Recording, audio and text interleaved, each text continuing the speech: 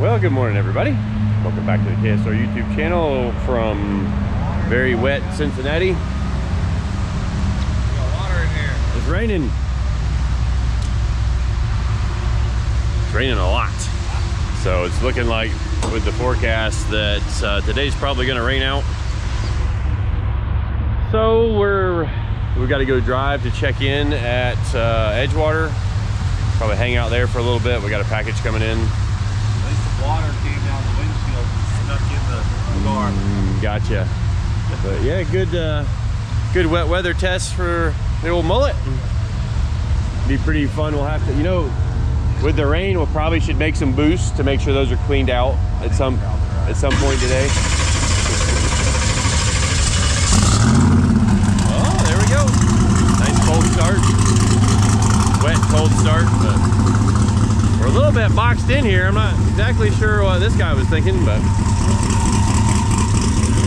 we're gonna see if we can get out of here and go get some breakfast, because we don't have to rush to go to the track to make runs.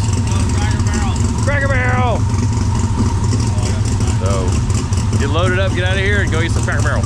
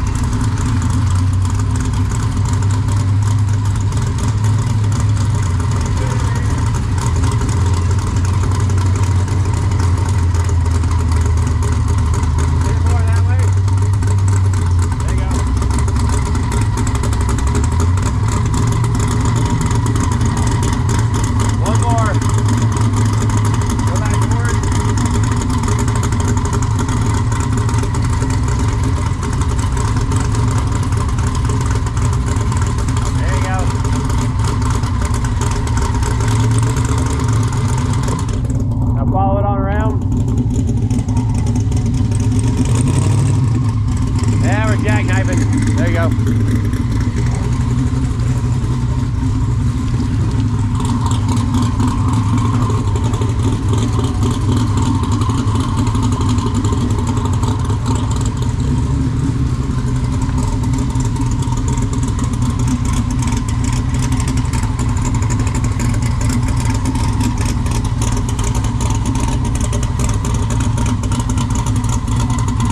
Yeah, one more.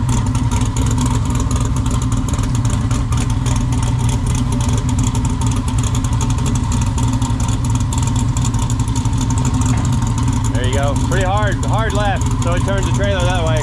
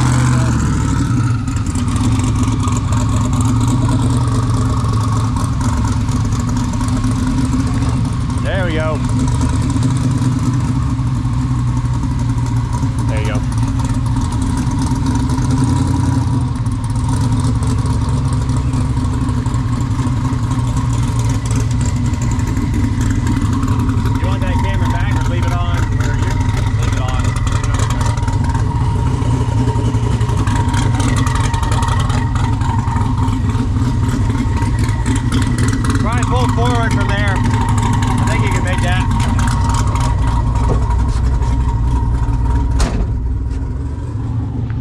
All right, well, we made it to Edgewater. It's still raining. Had to get rid of it. Cruised on down probably 50-55 miles an hour down the interstate. Not the fastest deal, but we're gonna wheel in here, get our picture, get back on the road, and see what we can make it on to Indy.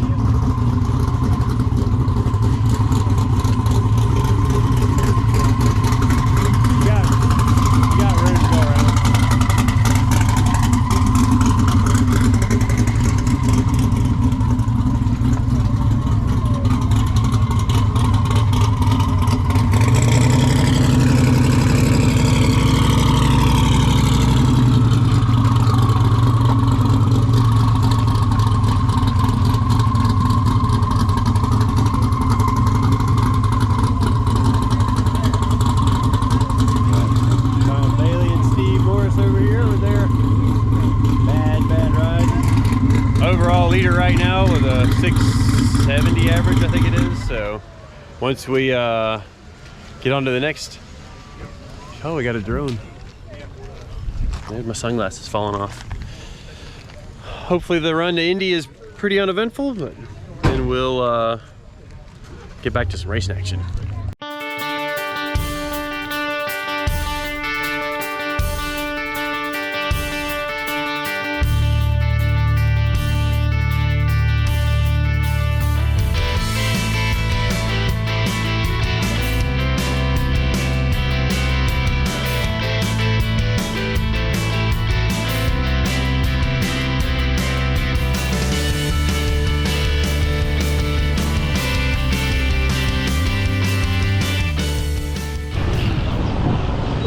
All right, everybody, where we stopped at Love's, and I'm gonna trade out with Steve Morris and hop in 6 Seconds 1.0.